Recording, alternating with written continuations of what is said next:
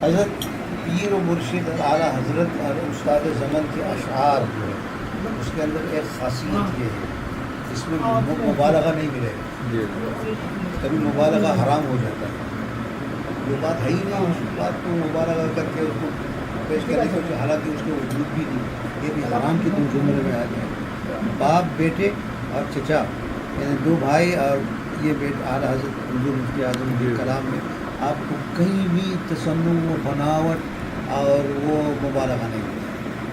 مثلا ایک شخص پڑھ رہا تھا، میرے سامنے پڑھ رہا تھا، یاد فرما لیا مصطفیٰ نے اگر ان کے دربار پہ سر کے بل جائیں گے۔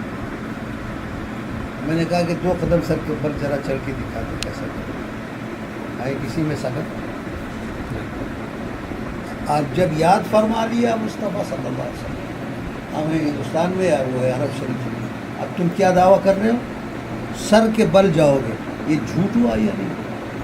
تم 2 قدم سر کے بل چل کے دکھا دو، یہ ہوا مبالغہ؟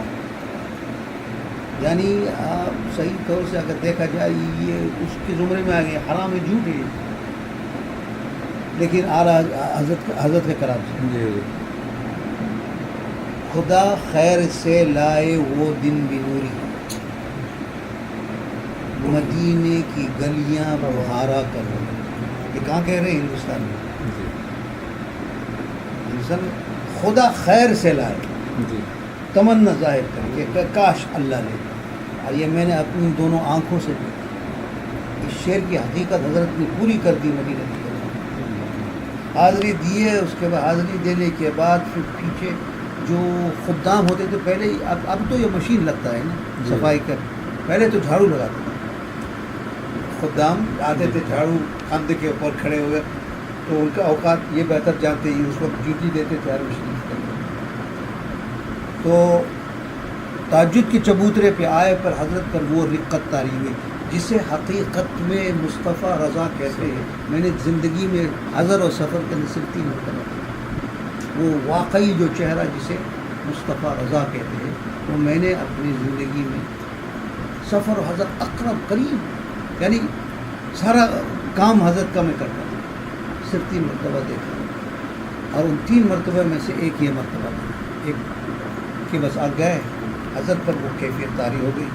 اور پھر اکثر خدامین جو ہوتے تو جارو کش، وہ حضرت کی مرید ہوتے، تو حضرت نے ہاتھ جوڑ کے ایک جارو کش اپنے مرید سے کہا، اگر آپ اجازت دے تو مجھے یہ جھاڑو شریف چند لمحے کے لیے عطا فرمائیں۔ بات سنیے، غوث وقت ایک خادم سے پوچھ رہا ہے، اپنے غلام سے پوچھ، ہاتھ جوڑ کر، آپ اگر اجازت دے تو آپ کا جھاڑو شریف چند لمحات کے لیے مجھے عنایت۔ وہ تو لوٹ گیا، تڑپ گیا، اس نے کہ حضور کیا فرما رہے؟ حضور یہ لیجیے۔ تب حضرت پر جو کیفیت طاری ہوئی، یا الہی، کوئی حضرت کا چہرہ دیکھ نہیں سکتا، جو یعنی نور پھوٹ کر نکلنے لگا آپ کے چہرے، وہی کھڑے ہو کر وہی کچھ صلی اللہ علیہ وسلم اسی چل لگا، مدینے کی گلیاں بہارا کر۔ باپ کا یہ حال کہ فرماتے حرم کی زمین اور قدم رکھ کے چلنا، ارے سر کا موقع ہے ہو جانا، یہ نہیں فرمائے کہ سر کے بل چلنا ہے، ارے سر کا موقع ہے ہو جانا۔ اسی لیے اعلیٰ حضرت چند دن مدینہ طیبہ میں گزارنے کے بعد وہاں بھائی سامان مانتے کرو چلو جاتے، حضور کیا بات ہے، آپ جلدی کیوں کر رہے ہو؟ ساری زندگی آپ کے ہر لمحہ جو عشق رسول اور یہاں کی آنے کی تڑپ، اب جلدی کیوں کر؟ فرمائے بابا یہ زمین جو ادب چاہتی ہے تم نہیں دے سکتے، یہ حضرت سرکار کا بہت بڑا کرم ہے کہ یہاں تک پہنچ گئے۔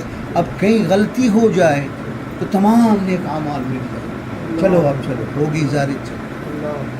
باپ کا یہ حال، بیٹے کا یہ حال، اور دوسروں کا آپ دیکھیے گا، یاد فرما لیا مصطفیٰ نے اگر ان کے دربار پہ سر کے بل جائے۔